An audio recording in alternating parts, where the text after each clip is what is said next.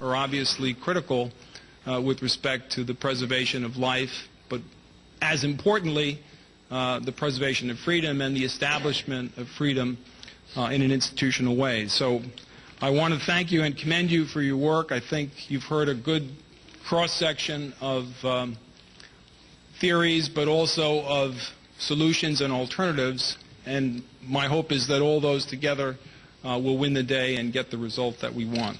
Thank you.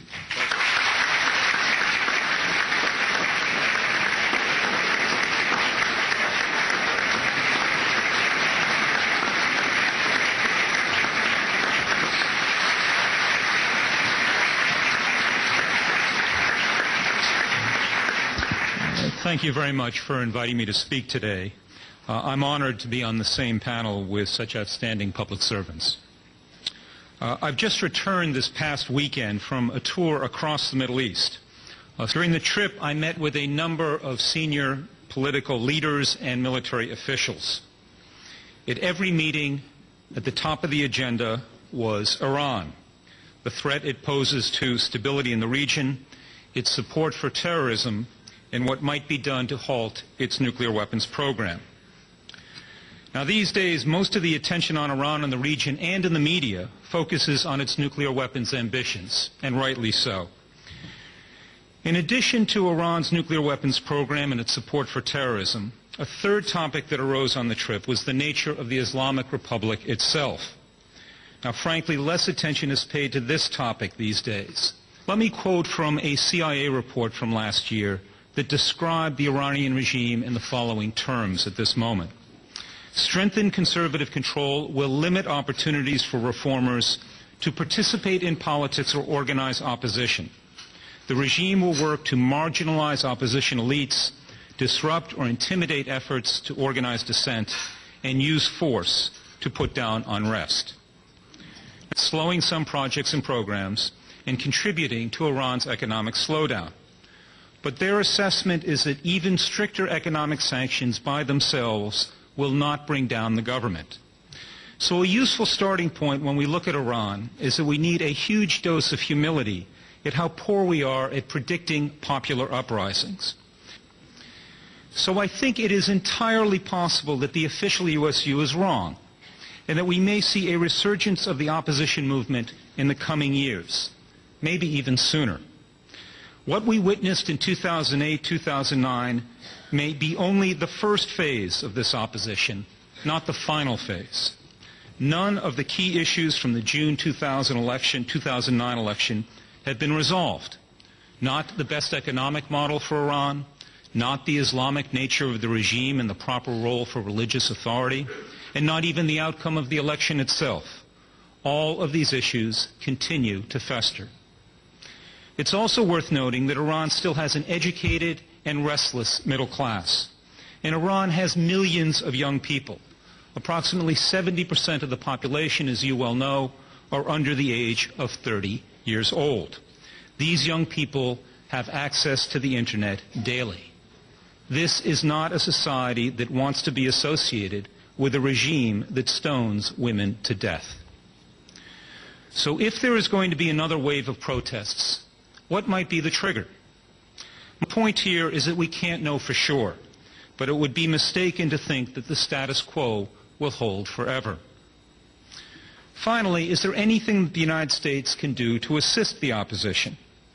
Let me offer a few ideas. The Obama administration should continue to tighten the economic noose around this regime and lobby other governments to do the same.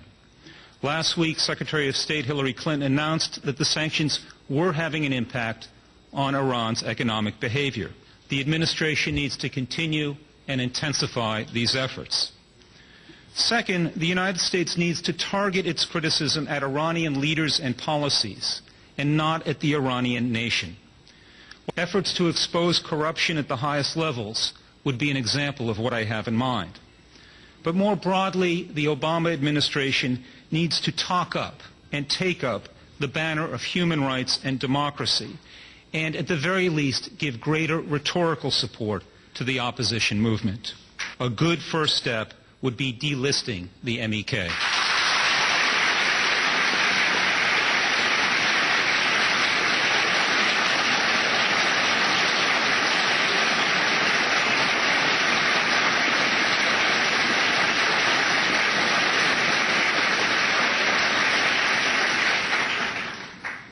And third, we need to promote free access to the Internet and the free flow of information from outside Iran and especially within Iran.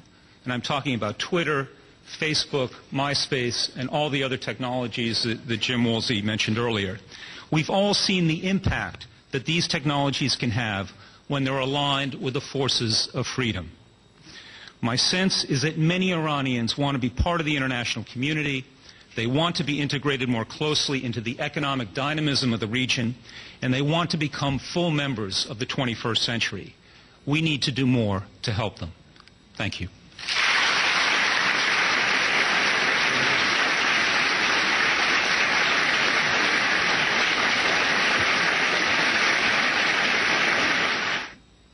Many of you may be new to Washington.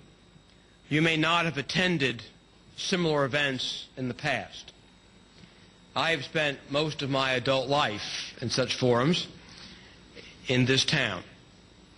I can remember no occasion under which such distinguished people from various pursuits of professional service have come together in one room with such remarkably similar views. I hesitate to add the numbers,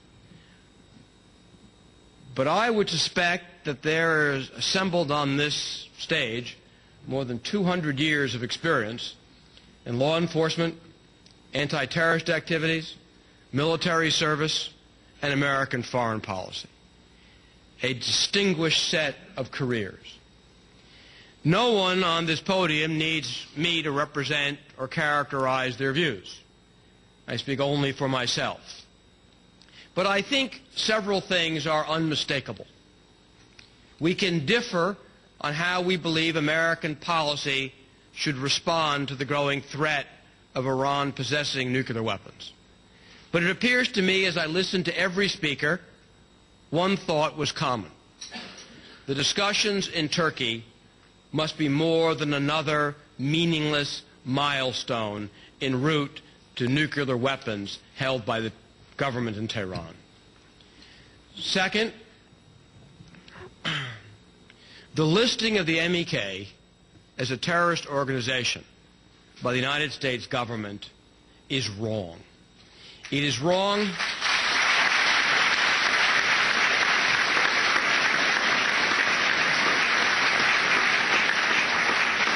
It is wrong as a matter of law.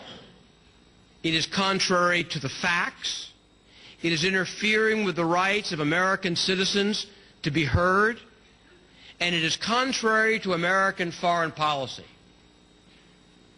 And having expatriate groups of Iranians from around the world organize, as is their right and their responsibility, to bring to the country of their ancestors' birth a responsible government. I leave you finally with this prediction.